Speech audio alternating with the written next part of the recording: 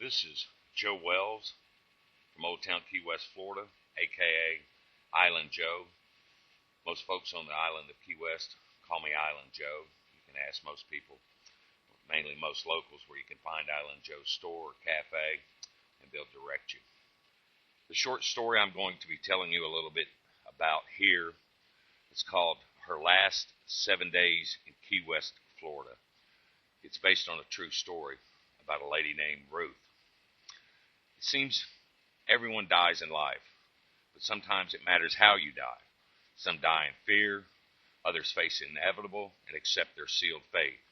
Ruth knew her time had come to leave this world, but even as death was knocking at her door, she remained strong, always putting her family first. This story is based upon her last days on earth, how she chose to die and how she chose to live. This reading is from chapter 1, titled Day 1. Doug, can you get me a glass of wine? Can I or will I are two different things. Ruth smiled. Playing hardball? Doug smiled back. You shouldn't drink. That's a matter of opinion, Ruth reminded him. You've been there for most everything, which I have not, and for this I'm very sorry. Ruth had a tone in her voice which was very soothing and forgiving. Now don't start feeling guilty again. We've been over this 100 times. Doug smiled in a thankful manner. I know, but it still hurts. It's late in life for us to have regrets, and time is short. For me, that's easier said than done. Continuing to speak with her soothing voice, Ruth kept a smile on her face. Now you're feeling sorry for yourself again. Lowering his head slightly, trying not to show the tears he was fighting back.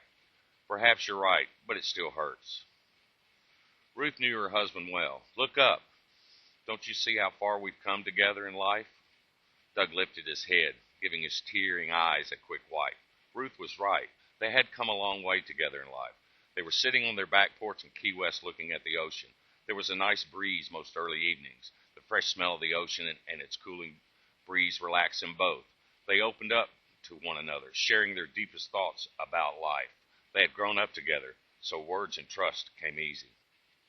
Now I'm going to read a little bit from chapter 5 called Day 5. Doug let Ruth sleep all day, checking on her from time to time. A few hours before sunset, he woke her. Ruth, touching her shoulder gently. We've got a date. Opening her eyes and looking up at Doug. See, I told you I would be here today. With a smile, Doug said, Yes, you did, and you've never broken your promises to me. Help me sit up, and I'll be fine from there. Have my glass of wine waiting. I'll see you on the porch in a minute, Doug said while smiling at her. As Ruth approached her chair, Doug noticed it was taking a lot more effort for her to move her body forward. With each step, he could see the pain in her eyes. Okay, I've read you a little bit of chapter 1, a little bit from chapter 5. I've told you about the book, or rather the short story, which is called Her Last 7 Days in Key West. You can go to our website at islandjoescoffee.com to find out more.